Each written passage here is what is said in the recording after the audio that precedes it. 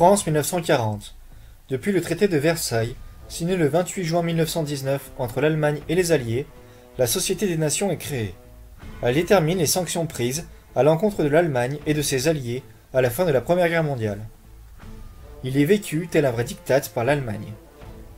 Depuis les années 30, la France s'est dotée d'une ligne de fortification le long de ses frontières avec la Belgique, le Luxembourg, l'Allemagne, la Suisse et l'Italie.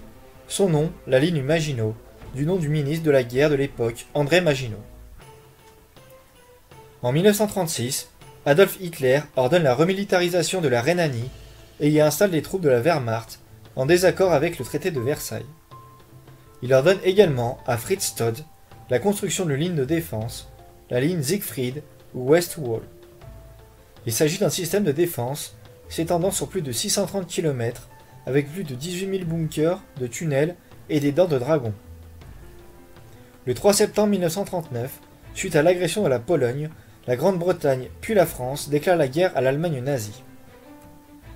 Adolf Hitler, dans son désir d'expansion, a des vues sur l'Europe de l'Ouest. C'est pourquoi il met en place avec ses généraux le plan jaune, ou Fallgelb. Ce plan simule l'invasion franco-britannique, ainsi que l'invasion de la Belgique, du Luxembourg et des Pays-Bas, malgré leur neutralité. Il est appelé aussi le plan Coup de faucille par Winston Churchill, un grand homme politique anglais. Le 9 mai au soir se trouve la BEF, la British Expeditionary Force, la première, la seconde, la troisième et la quatrième armée française, ainsi que la 9e armée française. Du côté allemand se trouve le groupe d'armée B, qui s'occupera de l'invasion du nord de la Belgique ainsi que des Pays-Bas, le groupe d'armée A, avec à leur tête le général Guderian et le général Rommel, qui sont deux divisions blindées qui attaqueront par le Luxembourg ainsi que la Belgique, et le groupe d'armée C. Il est appliqué le 10 mai 1940 et entame ainsi la campagne de l'Ouest par l'Allemagne nazie. Les troupes allemandes violent la neutralité de la Belgique, du Luxembourg et des Pays-Bas. Les forces alliées se lancent dans la bataille en Belgique.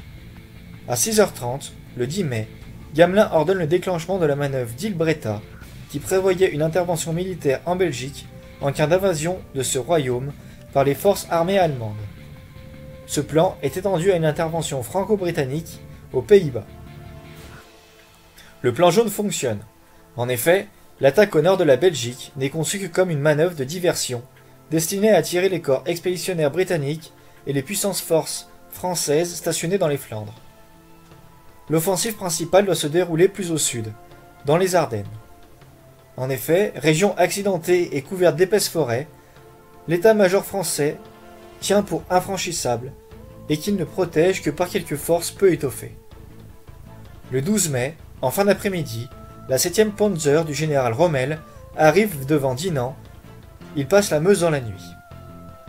Le même jour, les avant-gardes de Guderian en font autant dans le secteur de Sedan et créent une tête de pont à la Marfée. Dans la nuit du 13 au 14 mai, les Panzers commencent le franchissement sur des ponts de bateaux. Les Allemands commencent un bombardement de 6 heures sur Sedan, réduisant les forces françaises au silence.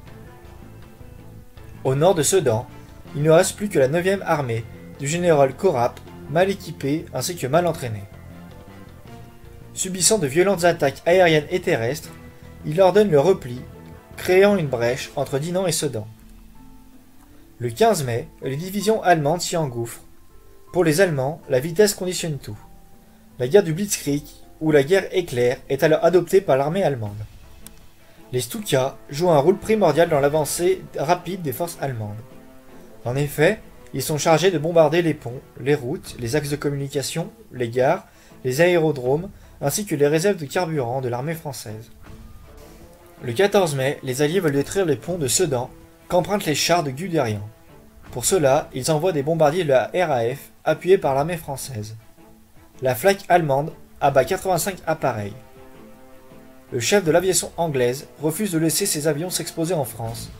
Il redoute un proche combat en Angleterre et décide de rapatrier ses appareils, abandonnant l'armée française à son triste sort.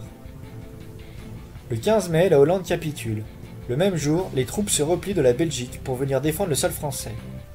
Les panzers de Guderian foncent vers la Manche à toute vitesse afin de réaliser le coup de faux. Les Allemands font de nombreux prisonniers, lors de leur fulgurante avancée. Le 18 mai, le maréchal Pétain est rappelé d'urgence et devient le vice-président du Conseil. Il est sûr de la défaite et rejette la faute sur les Anglais. Le 20 mai, Guderian et ses chars atteignent Abbeville ainsi que la Manche, puis ils se dirigent en direction de Calais. Le corps expéditionnaire anglais, avec à sa tête Lord Gort, lance une contre-offensive qui échoue. La BEF est maintenant menacée d'encerclement et se replie sur Dunkerque. Le même jour, à Douvres, une réunion se tient pour une possible évacuation des troupes à Dunkerque. Nom de code Opération Dynamo. Dunkerque devient alors un objectif prioritaire.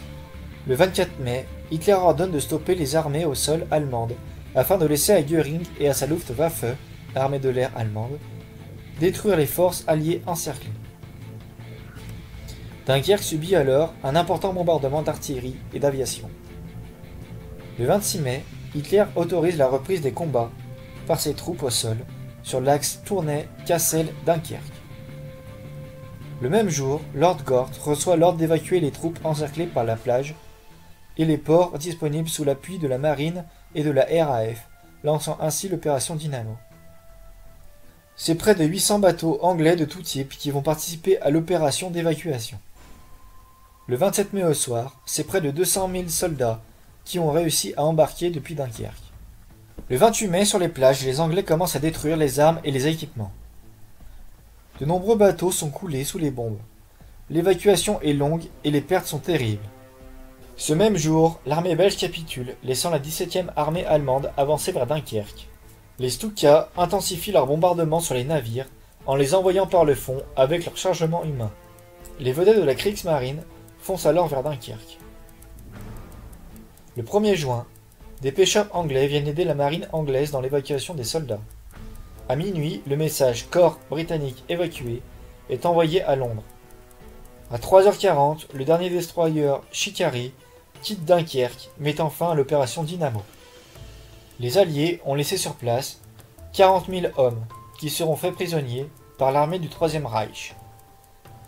C'est près de 300 000 soldats qui seront évacués pour 70 000 hommes morts ou blessés et 200 navires coulés. Le 4 juin, les Allemands entrent à Dunkerque, mettant fin à la bataille de Dunkerque. La France capitule le 19 juin 1940. S'ensuit la bataille d'Angleterre, mais ça, c'est une autre histoire.